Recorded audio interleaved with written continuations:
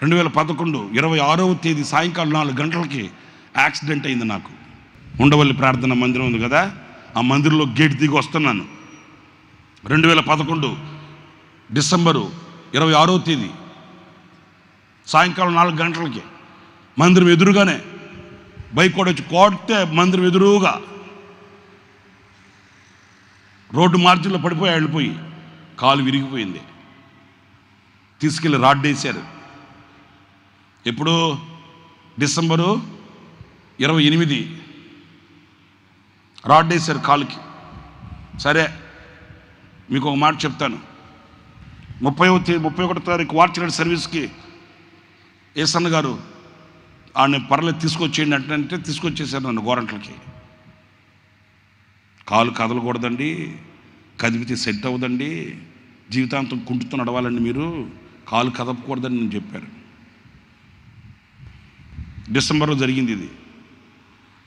జనవరి నుంచి గూడారాల పనులు ప్రారంభమయ్యాయి. పడుకున్నాను కానీ నిద్ర పట్టలేదు. దేవుడు నాకు ఒక కృప ఇచ్చాడు, దేవుడు నాకు కొన్ని ఇచ్చాడు, దేవుడు నాకు ఒక కర్తవ్యం ఇచ్చాడు, నా భుజస్కంధాల మీద కొన్ని ప్రభు పెట్టాడు. నేను చేయవలసింది ఇంకొకరు ఎందుకు చేయాలి? కాలు విరిగింది, చేతులు బాగున్నాయి కదా, కాలు విరిగింది, కళ్ళు బాగున్నాయి కదా, కాలు విరిగింది, నోరు బాగుంది కదా, ఈ సాకుతో కాలు విరిగిందని సాకుతో నేను ఎందుకు కూలబడాలి? సాతానికి సిగ్గు కలగాలి. ఆ రాత్రి అంతా పడుకొని ఏడ్చుకున్నాను, ప్రభువా కృపివ్వు కృపివ్వు కృపివ్వు. దేనికి? నాకు అప్పగింపబడిన పరిచర్య నేనే చేయాలి. ఆ పని నా పని నేను చేయలేక ఇంకొకటి చేయకూడదు, నేనే చేయాలి. ఆ రాత్రి అంతా నిద్ర పట్టలేదు.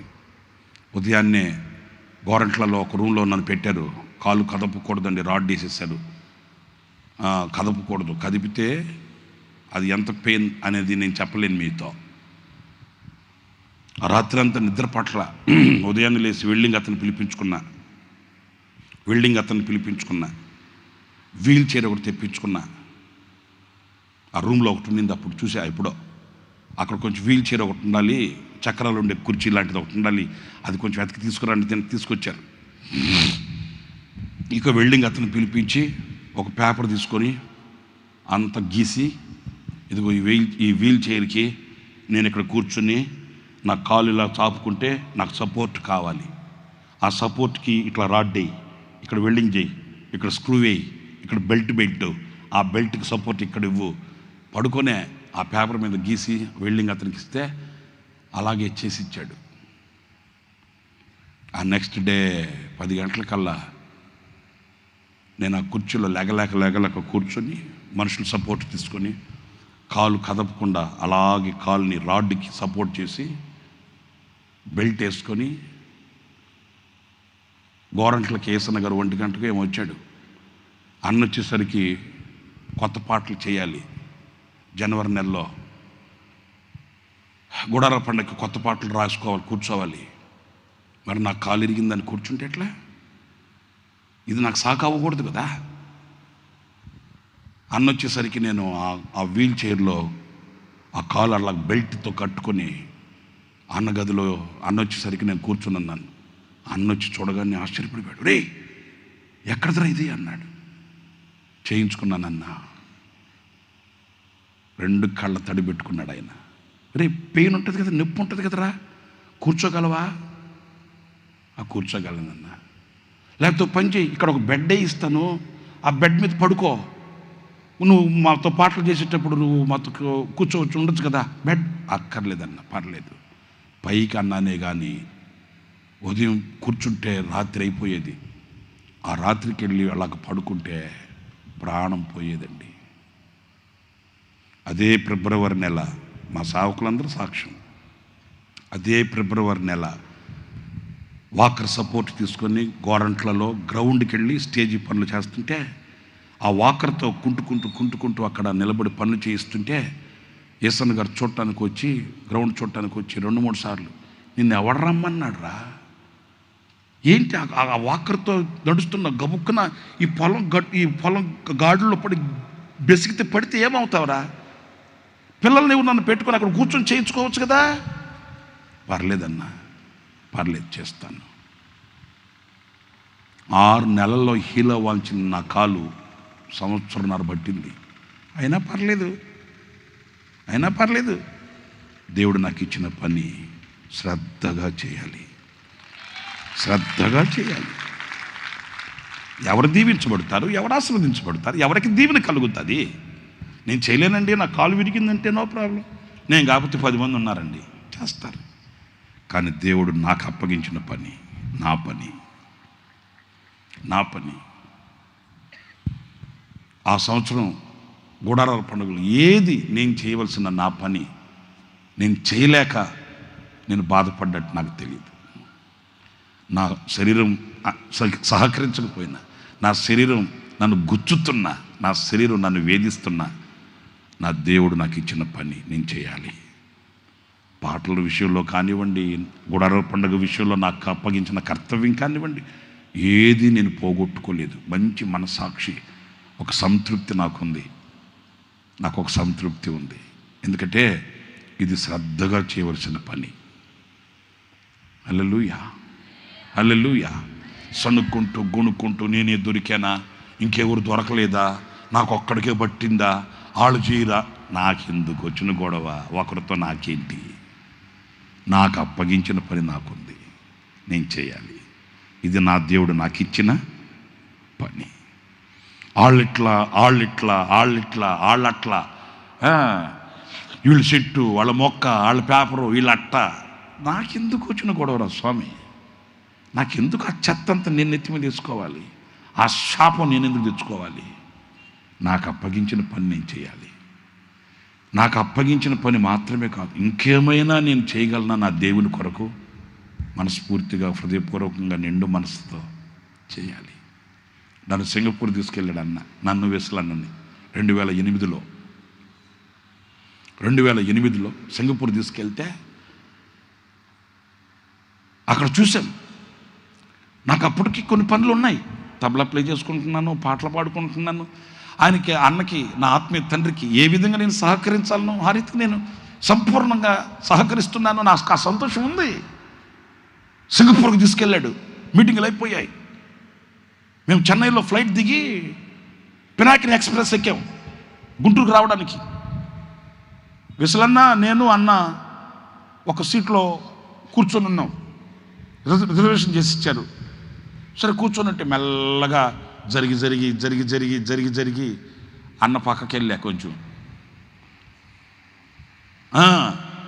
మెల్లమెల్ల, ఇప్పుడు పిల్లి గంట కొట్టేవాడు ఎవడు ఉంటాడు ఏంటి? సరే సాహసించి వెళ్ళా. పక్కన కూర్చొని ఉన్నారు. మెల్లగా జరిగి అన్న పక్కకి వెళ్ళి మెల్లగా అన్న ఆ కిటికీ దగ్గర కూర్చొని ఆలోచించుకుంటుంటే మెల్లగా పలకరించా. అన్నా మరి అప్పుడు ఆ సింగపూర్ మీటింగ్లో మీరు ఫుల్పిట్ దగ్గర నిలబడి మాట్లాడుతుంటే ఇటువైపు పెద్ద స్క్రీన్లో చూపించారుగా వాళ్ళు అన్నాను. అవును, నిజమే, అవును అన్నాడు. సింగపూర్ మీటింగ్లో అన్న ఇక్కడ మాట్లాడుతూ ఉంటే ఇక్కడ పెద్ద స్క్రీన్ కట్టి ఆ స్క్రీన్లో పెద్దగా చూపిస్తున్నారు రేసన్ గారిని. నాకు అక్కడ ఆలోచన వచ్చింది, వీళ్ళు ఇంత బాగా చేసుకుంటున్నారు కదా, మనం ఎందుకు చేయకూడదు? ఇప్పుడు విజయవాడ హోల్ నైట్కి వెళ్తే లోపల ఎంతమంది ఉంటారో బయట ఎంతమంది ఉంటారు.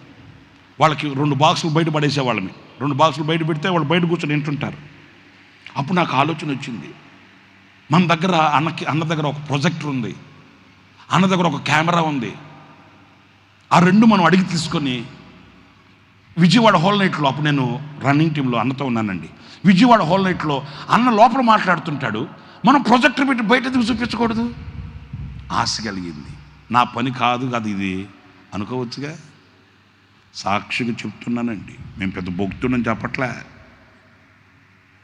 నేను ఈరోజు ఈ ఆశీర్వాదకరమైన బ్రతుకుతున్నానంటే నా దేవుని కృప, నా తండ్రి చూపిన చలవ. అవునండి, నాకెందుకు వచ్చిన గొడవ? మనం ఏదో తీసుకొచ్చే యేసన్న గారు 4 పాటలకు తబలా కొట్టి ఒక 2 పాటలు పాడమంటే పాటలు పాడి మనం మౌనంగా కూర్చోవచ్చు కదా. నో, ఆ సింగపూర్లో ఆ మీటింగ్లో ఉన్నన్ని 4 రోజులు నా పని అంతా ఆ స్టేజ్ చుట్టూ తిరగడమైపోయింది. వీళ్ళు ఎట్ట కట్టారు, ఎట్ట కనెక్షన్ ఇచ్చారు, దేంట్లోంచి తీసుకున్నారు, అప్పుడు మనకు తెలియదండి అవన్నీ. 2008లో వీళ్ళు ఎట్లా కట్టారు, ఎట్ట చేశారు, మొత్తం పేపర్ తీసుకొని రాసుకున్నా, గీసుకున్నా, ఒకటే తపన. నాకేదన్నా మైండ్లో పడిందంటే అది చేసిందాక నిద్ర పట్టదో. ఇక మెల్లగా చెన్నై నుంచి పినాకిని ఎక్స్ప్రెస్లో వచ్చేటప్పుడు పక్కకు జరిగి అన్న దగ్గరికి వెళ్ళి మెల్లగా ముట్టించా. మరి అక్కడ ఆ స్క్రీన్ కట్టి మిమ్మల్ని చూపిస్తుంటే భలే ఉందన్నా, వెనక దాకా కనిపిస్తున్నారు మీరు. అవునరా, వాళ్ళ దగ్గర ఎన్ని ఉన్నాయి చేశారు. కాదన్నా, మీ దగ్గర ప్రొజెక్టర్ ఉందిగా. ఏ షటర్ ఇడు అనుకున్నాడు. మీ దగ్గర ప్రొజెక్టర్ ఉందిగా అన్న. ఉంది. మీ దగ్గర కెమెరా కూడా ఉందిగా. ఉంది. ఆ రెండు నాకు ఇస్తే విజయవాడ హోల్ నైట్లో గోరంట్ల మందిరం, అప్పుడు పాత మందిరం అండి, ఆ మందిరంలో నేను వేసి చూపిస్తానన్నా. వెంటనే నీకు తెలుసా అవన్నీ, నీకు తెలుసా? వెంటనే జోబులో పేపర్ తీసి చూపించా.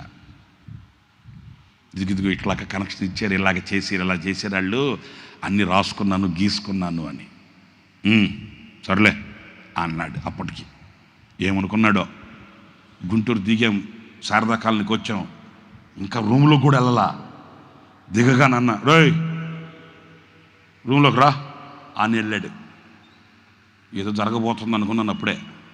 వెళ్ళగానన్న ప్రొజెక్టరు, కెమెరా, ఆ వైర్లన్నీ నాకు ఇచ్చాడు అన్న దగ్గర. నేను మీకు మాట చెప్పనా, 31వ తేదీ గోరంట్ల పాత మందిరం, అప్పుడు కింద ఫ్లోర్ వేసి ఉన్నాం, ఇంకా ప్లాస్టింగ్ కూడా చేయాల, పోల్స్ ఉన్నాయి అంతే. ఆ 31వ తారీఖు ఆ సైడ్ను క్లాత్ కట్టి ప్రొజెక్టర్ పెట్టి అన్న ఇక్కడ మాట్లాడుతుంటే ఆ ప్రొజెక్టర్లో అన్న అది ప్రొజెక్ట్ చేసి జనానికి చక్కగా కనబడేటట్లు చేస్తే ఎంత మురిసిపోయాడో ఆయన, ఎంత మురిసిపోయాడు. అంతటితో ఆగిందా? Step by step. నేను అనేది ఎందుకంటే ఆ ఆసక్తి మనకు ఉండాలండి.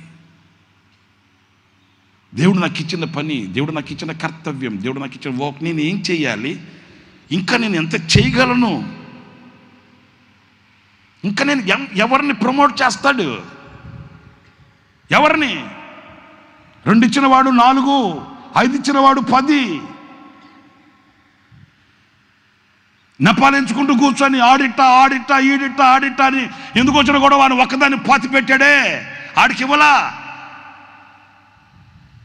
ఆడు చేయకపోగా ఏమన్నాడు? నాయకుని మీదే నెపాలేశాడు. అయ్యో నీ సంగతి నాకు తెలుసు బాబోయ్, నీ ఎవరో నాకు తెలుసు, లెక్కలు బాగా అడుగుతావని నాకు తెలుసు, ఎందుకు వచ్చిన గొడవని పాతి పెట్టా. వాడి కాదు. 2, 4, 5, 10 ఇచ్చిన వాటిని ప్రమోట్ చేసుకునేటట్లుగా, ఇచ్చిన వాటిని జాగ్రత్తగా కాపాడుకొని ఆ పని శ్రద్ధగా చేశాడే. ఆ శ్రద్ధ కలిగిన పనివానికి ఐశ్వర్యం కలుగుతుందండి, దీవెన కలుగుతుందండి.